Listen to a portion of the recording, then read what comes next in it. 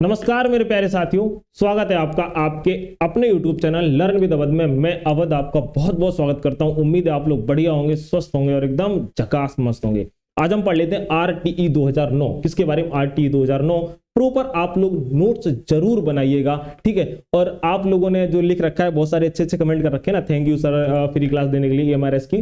तो देखो मेरे भैया, ऐसा है, आप लोग मेरे अपने हो, ठीक है। और हमने जैसे पढ़ाई करी है ना, तो मुझे भी पता है, हम कोई अंबानी की फैमिली से नहीं आते हैं, तो हमें भी पता है, ठीक है। तो हम चाहते हैं कि मतलब कि जितना हो सके उतना करें, ठीक है। बाकी ऊपर वाला सबको देता है, वो आपको भी पता है, और हम भी कोशिश करेंगे कि जितना हो सके उतना करते रहें। आगे कुछ दिन बाद मे बी EMRS के बाद में एक सीरीज लाएंगे, जिसमें क्या रहेगा कि जो सही आंसर देगा, क्वेश्चन रखेंगे 20-30, आपको बताएंगे पूरा, आपको अभी बता दे रहे ना, ठीक है। 20-30 क्वेश्चन सरप्राइज के तौर पे रखेंगे, और उसमें क्या रहेगा भैया, जो उसके आंसर देगा उसको हम सही आंसर वालों को बुक वगैरह देंगे, ठीक है ना, आपके घर तक भिजवाएंगे। वो आगे की बात है, आप बहुत जल्दी शुरू हो जाएगी। चलो आज हम बात कर लेते हैं RT एक्ट 2009 की। दूसरी बात क्या है कि हम इसको याद करते चलेंगे। क्या करते चलेंगे? याद, बढ़िया तरीके से फरियाय कर रखनी है, ठीक है ना, एकदम याद हो जाना चाहिए। जब क्लास खत्म हो तब ऐसा लगे कि हाँ याद हो गया, ठीक।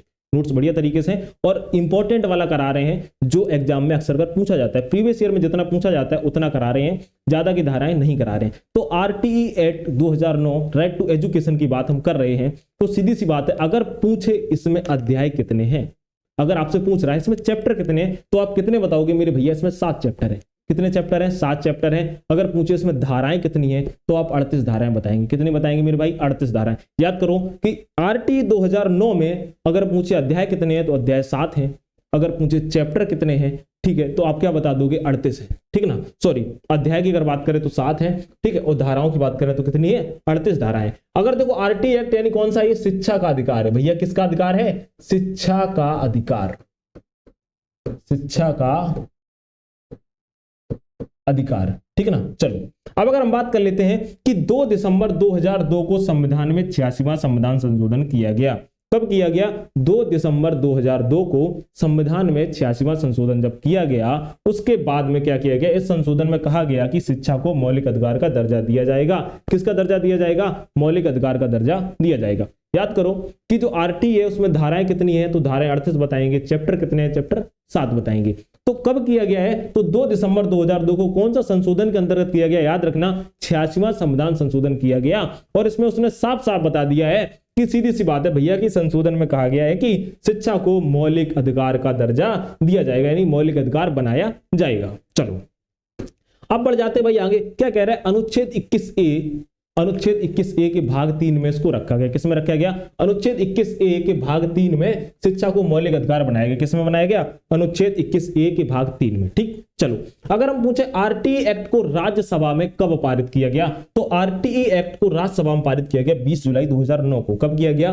20 जुलाई 2009 को। अब इसके पहले का एक बार फटाक से रिवाइज मार लेते हैं, क्योंकि जब रिवाइज जितनी जल्दी आप कर लोगे ना मेरे भाई, उतना ज्यादा आपको क्या आ जाने वाला है? मजा आ जाने वाला है, ठीक है। देखो सीधी सी बात है, अगर पूछे कि RTE एक्ट में धाराएं कितनी है, आप बता दो कितनी है, बोलो 38। अगर पूछे चैप्टर यानी अध्याय कितने हैं? 7। कौन सा संशोधन हुआ? तो 2 दिसंबर 2002 को 86वां संविधान संशोधन किया गया। किसमें रखा गया है? तो आप बता दोगे अनुच्छेद कौन सा है? 27 का A। कौन सा है मेरे भाई? अनुच्छेद 21 का A। कौन सा है? अनुच्छेद 21 के A में रखा गया। और भाग कौन सा है? भाग 3 में रखा गया, ठीक है। चलो अगर हम बात करें RTE एक्ट को राज्यसभा में कब पारित किया गया, तो कब किया गया? 4 जुलाई। कब किया? सॉरी 20 जुलाई। कब किया गया? 20 जुलाई 2009 को किया गया। कब किया गया? 20 जुलाई 2009 को राज्यसभा में पारित किया गया। अगर पूछे कि लोकसभा में कब पारित किया गया, तो आप बता देंगे 4 अगस्त 2009 को। कब किया गया? 4 अगस्त 2009 को। याद करो कि अगर बात करें राज्यसभा की, तो राज्यसभा की बात करें तो 20 जुलाई। क्या करेंगे? 20 जुलाई। आपको 2009 तो याद ही रखना पड़ेगा ना, तो आप रख सकते हैं आराम से, ठीक है। चलो तो कब किया गया आप तुरंत बता देंगे। राज्यसभा में पारित कब किया गया? 20 जुलाई 2009 को किया गया। अगर पूछे राज्यसभा में, ठीक है ना, सॉरी राज्यसभा में कब? 20 जुलाई 2009 को। अगर पूछे लोकसभा में, तो आप बता देंगे 4 अगस्त 2009 को किया गया, ठीक। चलो नेक्स्ट है 26 अगस्त 2009 को इस एक्ट पर राष्ट्रपति ने क्या कर दिए? हस्ताक्षर कर दिए, और ये अधिनियम बन गया। क्या बन गया? अधिनियम बन गया, ठीक है। याद रखो कब? 26 अगस्त। कब भैया मेरे? 26 अगस्त 2009 को इस पर क्या कर दिए? राष्ट्रपति ने मेरे भाई हस्ताक्षर कर दिए, ठीक है ना। चलो अब बढ़ जाते हैं आगे। आगे की बात भाई क्या कर रहे हैं ये लोग, तो देखो 27 अगस्त 2009 को, कब भैया 26 अगस्त के बाद में 27 अगस्त 2009 को इसे गजट में प्रकाशित कर दिया गया, यानी डॉक्यूमेंट्री में बाकायदा अखबार वगैरह में प्रकाशित कर दिया गया। कब? 27 अगस्त 2009 को, ठीक है। 1 अप्रैल 2010 को आरटी एक्ट पूरे देश में लागू हो गया। जो आरटी एक्ट था ये लागू कब हुआ है, तो 1 अप्रैल 2010 को लागू हो गया। ये भैया कैसा हो जाता है अपना, इंपॉर्टेंट हो जाता है, ठीक है, एग्जाम में कई बार पूछ देता है, ठीक। तो याद रखिएगा 1 अप्रैल 2010 को आरटीई एक्ट को क्या कर दिया गया भाई, पूरे देश में, अपने पूरे भारत देश में क्या कर दिया गया, लागू कर दिया गया। चलो उसके बाद में क्या कह रहे हैं, जम्मू कश्मीर को छोड़कर, किसको छोड़कर, जम्मू कश्मीर को उस समय छोड़कर, लेकिन वर्तमान समय में जम्मू कश्मीर में भी लागू है, ठीक है। तो इसका आप याद रखना 1 अप्रैल 2010, ये इंपॉर्टेंट है, याद रखना कब कब अगर पूछे लागू किया गया पूरे देश में, कब कर दिया गया, तो 1 अप्रैल 2010 को कब पूरे देश में कर दिया गया, ठीक है ना। नेक्स्ट है आरटी एक्ट के प्रमुख उद्देश्य क्या थे। जो राइट टू एजुकेशन एक्ट था इसके प्रमुख उद्देश्य क्या थे, क्यों लाया गया। देखो बात क्या है कि शिक्षा को बच्चे बच्चे तक पहुंचाना, जो शिक्षा थी उसको बच्चे बच्चे तक पहुंचाना काम था। देखो बहुत सारे लोग कैसे बच्चे थे, जो बहुत सारे बच्चे पढ़ नहीं पा रहे थे, ठीक है, उनको फ्री शिक्षा नहीं मिल पा रही थी, तो इसी के लिए ही था। दूसरी बात, बच्चे ड्रॉप आउट हो रहे थे, ठीक है, तो इसके लिए लाया गया था राइट टू एजुकेशन एक्ट, ठीक ना। अगर हम बात करें शिक्षा को बच्चे बच्चे तक पहुंचाने, यानी सार्वभौमिकरण, क्या बोलते हैं मेरे भाई, सार्वभौमिकरण बोला जाता है। नेक्स्ट है कि 6 से 14 वर्ष तक की आयु के बच्चों की फ्री शिक्षा, यानी इसमें क्या कहा गया था कि 6 से 14 वर्ष की आयु तक की फ्री शिक्षा दी जाएगी, यानी जो बच्चे की उम्र 6 से 14 वर्ष के बीच में होगी उनको फ्री शिक्षा दी जाएगी। लेकिन दिव्यांग, दिव्यांग मतलब विकलांग लोग जो थे, विकलांग लोगों के साथ क्या किया जाएगा, उनकी आयु बढ़ा के 6 से 18 वर्ष कर दी जाएगी। कितनी कर दी जाएगी मेरे भाई, 6 से 18 वर्ष कर दी जाएगी, ठीक है।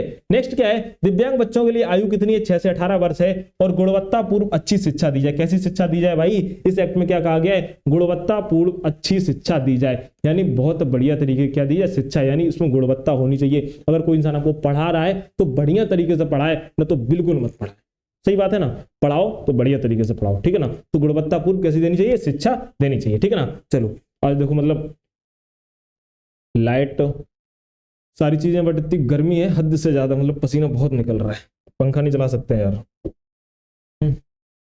अब क्या है, नेक्स्ट पे आ जाते हैं भाई। नेक्स्ट किसकी बात कर रहा है कि देखो पहले अब क्या कह रहा है, छात्र और शिक्षक का अनुपात। अब देखो आरटी एक्ट 2009 के अंतर्गत छात्र और शिक्षक का अनुपात क्या होना चाहिए। तो देखो अगर हम प्राथमिक विद्यालय की बात करें, यानी पीआरटी की, किसकी बात करें, पीआरटी प्राइमरी, सॉरी हम करें पीआरटी, ठीक है ना। देखो एक मिनट रुक जाना मेरे भाई, ठीक है। प्राथमिक विद्यालय की अगर हम बात कर लेते हैं, जो कि 1 से 5 तक होता है, कितना होता है मेरे भाई, 1 से 5 तक होता है, ठीक है। प्राथमिक विद्यालय यानी प्राइमरी स्कूल की बात कर लेते हैं, तो 30 बच्चों पर एक शिक्षक होना चाहिए। कितना शिक्षक होना चाहिए मेरे भाई, 30 बच्चों पर एक शिक्षक का होना आवश्यक है, ठीक है। अगर हम बात करें जूनियर की, तो देखो माध्यमिक जूनियर विद्यालय, यानी कि जो जूनियर विद्यालय होते हैं अपर प्राइमरी वाले, तो उनके लिए साफ साफ है कि 35 बच्चों पर एक शिक्षक होना चाहिए। कितना होना चाहिए, 35 बच्चों पर एक शिक्षक का होना आवश्यक कर दिया गया है। नेक्स्ट क्या है, नोट किसकी बात कर रहा है, अगर बच्चे की संख्या, अगर बच्चों की संख्या प्राथमिक विद्यालय में ज्यादा है तो छात्र शिक्षक का अनुपात 40:1 हो जाएगा। यानी प्राइमरी में अगर बच्चों की संख्या ज्यादा है तो अनुपात 40:1 कर दिया जाएगा, यानी 40 बच्चों पर एक शिक्षक कर दिया जाएगा, ठीक है। चलो इसके बाद बात करते हैं प्रतिदिन शिक्षण कार्य कितना होना चाहिए। तो देखो अगर हम बात करें प्राइमरी स्कूल में, किसमें, प्राइमरी स्कूल में, तो 4 घंटे पर डे पढ़ाई होनी चाहिए बढ़िया तरीके से। अगर हम बात करें अपर प्राइमरी यानी माध्यमिक विद्यालय में, तो 4.5 घंटे पढ़ाई होनी चाहिए। कितनी होनी चाहिए मेरे भाई, 4.5 घंटे पढ़ाई होनी चाहिए, ठीक है। दूसरी बात है घर से विद्यालय की दूरी कितनी होनी चाहिए। देखो अब जैसे प्राइमरी में बच्चा पढ़ रहा है तो चुटका चुटका सा इतना बड़ा बड़ा सा, ठीक ना, तो आप लोग ध्यान रखना ना, सीधी सी बात, ज्यादा दूर नहीं जा पाएगा, ठीक है। लेकिन अब तो तुम जान रहे हो ना, अब तो जैसे जितने प्राइवेट स्कूल इतने ज्यादा खुल गए, तो बस आती सवेरे सवेरे बच्चा तैयार होकर कोट पैंट टाई एकदम पहन के लाल पीले हैले बन के चल लेते ना तुरंत हाल। तब जब हम लोग पढ़ रहे थे तब ऐसा नहीं था, लेकिन वो शिक्षा नहीं ले पा रहे थे, ठीक है ना। चलो घर से विद्यालय की दूरी कितनी होनी चाहिए भैया, 1 से 5 जो होता है ना, यानी कि प्राथमिक विद्यालय जो 1 से 5 तक का होता है उसकी दूरी 1 किलोमीटर होनी चाहिए। यानी कि अगर बच्चा 1 से 5 में पढ़ रहा है, प्राथमिक विद्यालय में पढ़ रहा है, तो अगर वो स्कूल जाएगा तो उसके स्कूल की दूरी 1 किलोमीटर से ज्यादा नहीं होनी चाहिए। इस एक्ट में साफ साफ बताया है। अगर हम बात करें जूनियर की बात करें, 6 से 8 की बात करें, तो उसकी कितनी होनी चाहिए, 3 किलोमीटर होनी चाहिए। कितनी होनी चाहिए, 3 किलोमीटर होनी चाहिए, ठीक है ना। और अगर ऐसा नहीं है तो 3 साल तक, ठीक है ना, 3 साल के अंदर नए विद्यालय खोले जाएं। यानी कि अगर कोई विद्यालय नहीं है तो 3 साल का समय दिया जाता है, 3 साल के अंदर क्या करे जाए मेरे भाई, नए विद्यालय खोले जाए, यानी कि दूरी उतनी होनी चाहिए, सीधी सी बात है। चलो अब देखो, अब बात किसकी कर लेते हैं कि न्यूनतम कार्य दिवस कितने होने चाहिए, यानी वर्किंग डेज कितने होने चाहिए। तो देखो 1 से 5 तक के कितने होने चाहिए, 200 दिन होने चाहिए। कितने दिन पढ़ाई होनी चाहिए भैया, 200 दिन, और टोटल कितने घंटे, 800 घंटे, यानी 200 दिन प्राइमरी में पढ़ाई होनी चाहिए साल में, और कितने घंटे, 800 घंटे। अगर हम बात करें जूनियर की तो 220 दिन पढ़ाई होनी चाहिए, सारी छुट्टी वुट्टी निकाल के 220 दिन पढ़ाई होनी चाहिए, और कितने घंटे, 1000 घंटे। कितने घंटे मेरे भैया, 1000 घंटे। ठीक है, याद रखना प्राइमरी की बात करें तो 200 घंटे, सॉरी अगर बात करें 200 दिन, और घंटे कितने, 800 घंटे। अगर हम जूनियर की बात कर लेते हैं तो साफ साफ कह रहा है 220 दिन और कितने घंटे मेरे भाई, 1000 घंटे, इतनी पढ़ाई होनी चाहिए। चलो अब देख लेते हैं प्रमुख धाराएं, ये इंपॉर्टेंट धाराएं हैं, ठीक है ना, जो महत्वपूर्ण है और प्रीवियस ईयर में अक्सर कर पूछी गई हैं, वही वाली कराई है। वैसे तो बाकी 38 हैं, जितनी इंपॉर्टेंट है अक्सर कर प्रीवियस ईयर में देख लिया है तो वही वाली करा रहे हैं। ठीक है, ज्यादा महत्वपूर्ण हो जाता है। चलो धारा 3 क्या कह रही है, 6 से 14 वर्ष के बच्चों को मुफ्त शिक्षा, क्या कह रही है मेरे भाई, 6 से 14 वर्ष के बच्चों को मुफ्त शिक्षा दी जाएगी। ठीक है, अब आप लोगों को दिख रहा है साहब कि नहीं दिख रहा है, अब दिख रहा है, एक मिनट रुक जाना मेरे भाई। चलो अब तो दिखेगा ना। हाँ, क्या कह रहा है भाई, देखो धारा 3 में साफ साफ लिखा है, याद रखो। धाराएं हम लोग कैसे याद रखेंगे, धारा 3 क्या कह रही है, 6 से 14 वर्ष के बच्चों को मुफ्त शिक्षा देनी चाहिए। किसमें लिखा है भैया, धारा 3 में लिखा हुआ है। ठीक है, धारा 12 की बात करें तो ईडब्ल्यूएस से 25% आरक्षण होना चाहिए, है नहीं, किसमें होना चाहिए, ईडब्ल्यूएस में 25% आरक्षण। तो धारा 3 की बात करें तो देखो, ज्यादा 3 की अगर बात कर रहे हो तो 6 से 14 वर्ष के बच्चों को क्या होना चाहिए, मुफ्त शिक्षा देनी चाहिए। अगर धारा 12 की बात करें, ठीक है ना, तो साफ साफ कह रहा है ईडब्ल्यूएस से 25% भैया मेरे आरक्षण होना चाहिए। कितना होना चाहिए, 25% आरक्षण मिलना चाहिए। नेक्स्ट है धारा 13 की बात क्या है, तो धारा 13 में लिखा है स्कूल मैनेजमेंट अभिभावक से किसी भी प्रकार की दान राशि नहीं लेगा, यानी कोई कैपिटल यानी दान राशि, डोनेशन फीस यानी अभिभावक से स्कूल की तरफ से नहीं ली जाएगी। कि कोई पेरेंट्स बोले कि भाई ऐसा कुछ कार्यक्रम करा रहे हैं आप 500 रुपए जमा करो, ऐसा नहीं कर सकते। तो साफ साफ उसने किसमें लिख दिया, धारा 13 में। तो कैसे याद करेंगे, देखो 3-13 मत करो, क्या मत करो, 3-13 मत करो, क्योंकि धारा 3 में लिखा है कि भैया शिक्षा कैसी देनी चाहिए, मुफ्त देनी चाहिए। तो सीधी सी बात उनसे कह दो भैया 3-13 करने की जरूरत नहीं है, तो धारा 3 याद हो गई।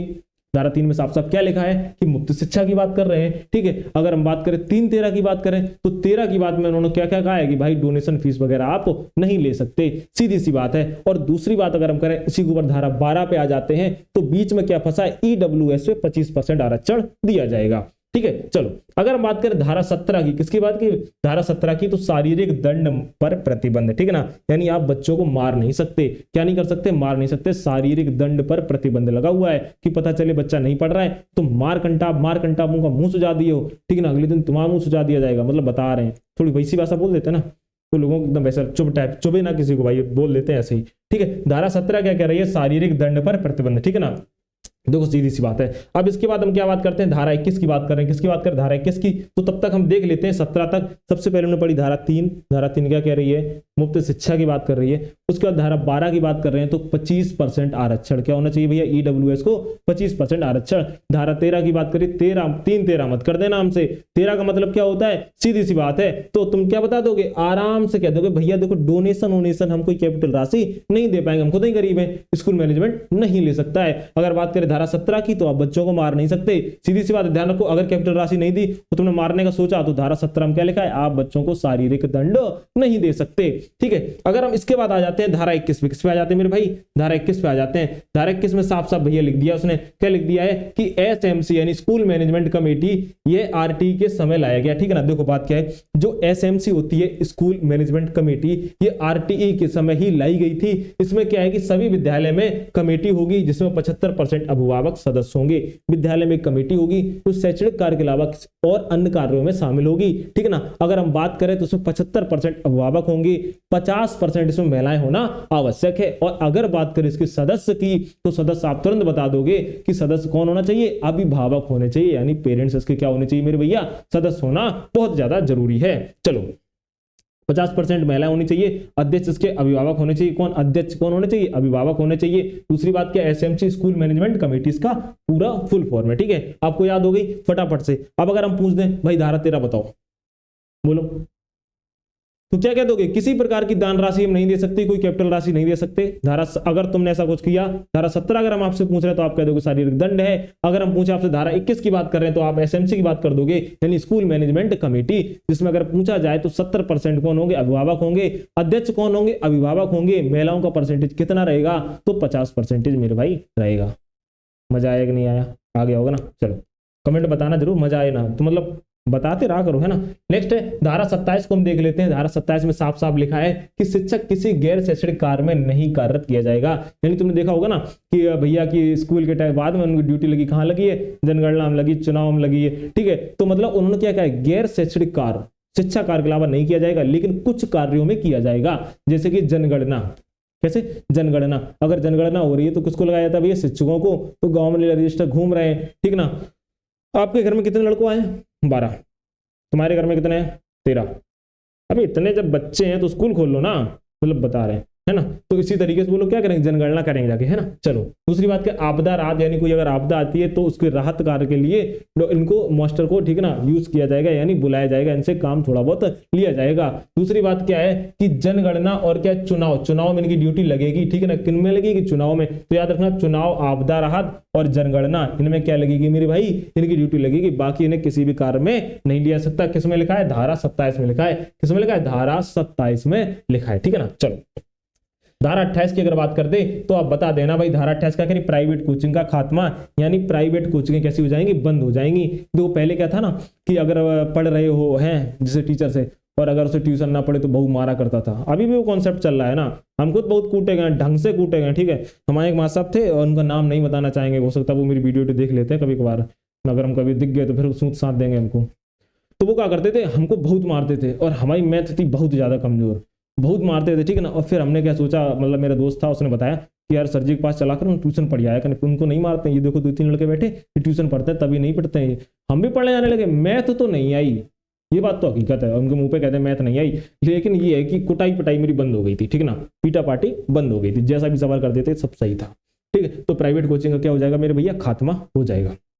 नेक्स्ट धारा 29 की बात करें तो मातृभाषा का उपयोग, किसका उपयोग मेरे भाई, मातृभाषा का उपयोग आप करना चाहिए। मातृभाषा का मतलब होती है मम्मी की भाषा। किसकी भाषा, मम्मी की भाषा। ऐसा नहीं है कि मतलब मातृभाषा को दर्जा ना दिया जाए, मातृभाषा को दर्जा दिया जाएगा, ठीक है ना। चलो मातृभाषा देखो आप आगे समझो, जैसे आप गाँव में रह रहे, जैसे कि मैं हूँ, मेरे इधर की भाषा है, और क्या कर रहे हो भैया, रोटी वोटी खाई ली कि नहीं खाई ली, तो ये मेरे इधर की भाषा है, ठीक ना। हम कानपुर में, हमारी कानपुर की भी भाषा है, का करी नो, खाई लो कि ना खाई नो, ठीक है ना, तो ये कानपुर की भाषा है, ठीक है। खैले कि ना खैले, ये भोजपुरी की भाषा है। अरे खावे कि ना खावे, ये हरियाणा की भाषा है। तो मातृभाषा है ना, मतलब ये एक मातृभाषा है, मतलब जहां बच्चा रहा है वहां का उसने जो लैंग्वेज सीखी है, सबसे पहला शिक्षक कौन होती है, माँ ही होती है, ठीक है। अगर हम बात दूसरी बात का एक्टिविटी शिक्षण, यानी शिक्षण को एक्टिविटी से कराया जाए। एक्टिविटी यानी कोई भी चीज अगर दिखा रहे हैं कि देखो अगर शेर है ना, शेर उसको खा लेता है, मतलब तो उससे चार्ट वगैरह बने हों, बहुत सारी चीजें। अगर आप संगणक वगैरह सिखा रहे हैं, अगर आप जोड़ गुणाना या घटाना भाग या मतलब डिवाइड वगैरह सिखा रहे हैं, तो उनके सबके लिए मतलब उस तरीके के इक्विपमेंट होने चाहिए, यानी एक्टिविटी करा के ही कराइए, ठीक है। पुस्तकालय का होना आवश्यक है, बच्चों के लिए पुस्तकालय होना बहुत जरूरी है। छोटे बच्चे जाएंगे तो कार्टून वाली किताबें देखेंगे, थोड़े बड़े जाएंगे थोड़ी महत्वपूर्ण किताबें देखेंगे। पुस्तकालय का होना बहुत जरूरी किसमें है, धारा 29 में है। नेक्स्ट है कि आयु के अनुसार प्रवेश दिया जाए। किसके अनुसार भैया मेरे प्रवेश दिया जाए, आयु के अनुसार प्रवेश दिया जाए, ठीक है ना। यानी ऐसा नहीं है कि बच्चों की तुम योग्यता के अनुसार दोगे, नहीं, तुम्हें आयु के अनुसार प्रवेश देना पड़ेगा। तो ये था आरटीई एक्ट 2009। अब आप बताओ कमेंट में क्लास आपको कैसी लगी, और 1 से 2 बार आप देख लेना, अगर आपको 1 में याद नहीं हुआ है तो 2 में आपको अच्छे से याद हो जाएगा, इंपॉर्टेंट है। बाकी हम अगर कुछ छूट भी रहा होगा तो हम प्रैक्टिस सेट में डलवा के प्रैक्टिस सेट में करा देंगे, परेशान बिल्कुल मत होइएगा, ठीक है ना। मिलते हैं अपनी अगली क्लास में, अपना ख्याल रखा करो, मस्त रहा करो, ठीक है। और चैनल को लाइक करना बिल्कुल मत भूला करो, और सब्सक्राइब तो आपने कर ही लिया होगा, कमेंट अच्छा सा कर दिया करो कैसे हो आप लोग, ठीक है ना। चल धन्यवाद।